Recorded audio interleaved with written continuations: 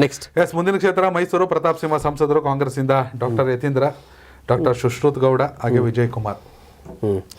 Doctor Yathindra, ಎಲ್ಲಾ ಸಚಿವರು ಆ ಸೋಲು ಗೆಲುವಿಗೆ ಹೊಣೆ ಆಗೋದಾದ್ರೆ ಸಿದ್ದರಾಮಯ್ಯ ಹೊಣೆ ಆಗ್ಬಾರ್ದೆ? ಆಗ್ಬೇಕು. ಅವ್ರ ಮಗಂಗೆ MLA ಟಿಕೆಟ್ ಇಲ್ಲ ಅಲ್ಲ. ಸೊ ಹಾಗಾಗಿ ಮೈಸೂರು ಲೋಕಸಭಾ ಕ್ಷೇತ್ರದಿಂದ ಡಾಕ್ಟರ್ ಯತೀಂದ್ರ ನಿಲ್ಲೇಬೇಕು ಅನ್ನೋದು ರಾಜ್ಯಾದ್ಯಂತ ಒತ್ತಡ. ಹೌದು, ಸಿದ್ದರಾಮಯ್ಯನವ್ರಿಗೆ ನಿಲ್ಸಿ ಯತೀಂದ್ರ ಅವ್ರನ್ನ ಅಂತ. ಬಟ್ ರಾಜಕೀಯ ಲೆಕ್ಕಾಚಾರದ ಪ್ರಕಾರ ಯತೀಂದ್ರ ನಿಂತ್ರೆ ಕುರುಬಾ ವರ್ಸಸ್ ಒಕ್ಕಲಿಗ ಆದ್ರೆ ಒಕ್ಕಲಿಗರಿಗೆ ಅನುಕೂಲ ಆಗುತ್ತೆ, ಯತೀಂದ್ರ ನಿಲ್ಸಬೇಡಿ ಅನ್ನೋದು ಕೆಲವರ ಸಲಹೆ. ಆದ್ರೆ ಅದಂಗೆ ಊರ್ಗೊಂದ್ ನ್ಯಾಯ ನಿಮ್ಗೊಂದ್ ನ್ಯಾಯನಾ?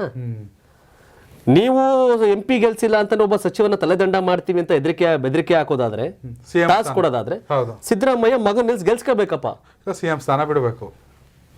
ನೀವ್ ಹೆಂಗ್ ಹೇಳ್ತೀರಿ? ಬಟ್ ಯತೀಂದ್ರ ಈಗ ಹೇಳೋರ್ಲ ಹೆಚ್ಚು ಸ್ಥಾನ ಗೆದ್ದರೆ ಅವರಪ್ಪ ಮುಂದುವರಿತಾರೆ 5 ವರ್ಷ ಅಂತ.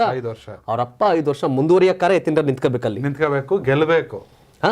ಗೆದ್ದ ಮೇಲೆ ಹೇಳೋರು ಒಂದು ಅರ್ಥ, ಗೆದ್ದ 5 ವರ್ಷ ಸಿದ್ದರಾಮಯ್ಯ ಮುಂದುವರಿತಾರೆ, ಹೆಚ್ಚು ಸ್ಥಾನ ಗೆದ್ರೆ ಅಂತ ಯತೀಂದ್ರ ಹೇಳೋರೆ. ಹೆಚ್ಚು ಸ್ಥಾನ ಗೆಲ್ಲಕ್ಕಾರ ಯತೀಂದ್ರ ನಿಂತ್ಕೋಬೇಕು ಮೈಸೂರಲ್ಲಿ.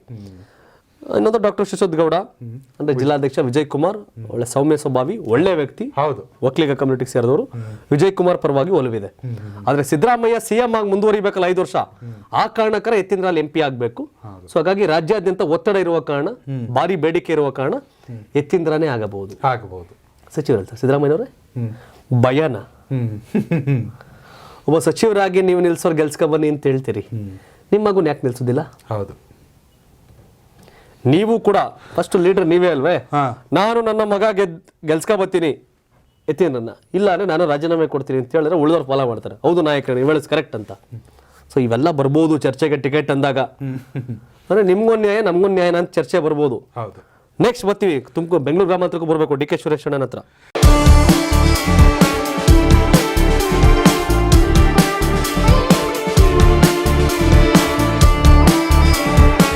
ಇಷ್ಟ ಇಲ್ಲ ಅಂದ್ರು ಅಮೃತ ಕೊಟ್ಟು ಕುಡಿದ್ರು ಅದು ಏನೇ ಕೂಡ ವರ್ಕೌಟ್ ಆಗೋದಿಲ್ಲ. ಆದ್ರೆ ಇಷ್ಟಪಟ್ಟು ಮಜ್ಜಿಗೆ ಕುಡಿದ್ರು ಕೂಡ ಅದು ಅಮೃತ ಆಗುತ್ತೆ.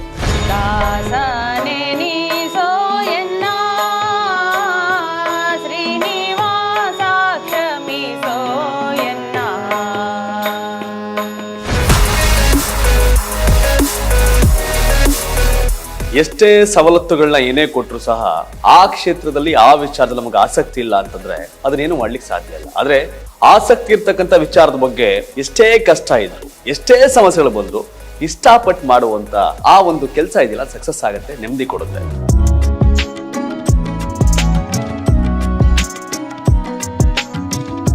ನಮ್ಮ ಮಾನಸಿಕ ನೆಮ್ಮದಿ, ನಮ್ಮ ಪ್ರೀತಿ, ನಮ್ಮ ಇಷ್ಟ ಇವೆಲ್ಲವನ್ನೂ ನೋಡಿಕೊಂಡು ಆ ಕ್ಷೇತ್ರವನ್ನು ಆಯ್ಕೆ ಮಾಡಿಕೊಂಡ್ರೆ ಆ ಕ್ಷೇತ್ರದ ಸಾಧನೆ ಮಾಡಬಹುದು.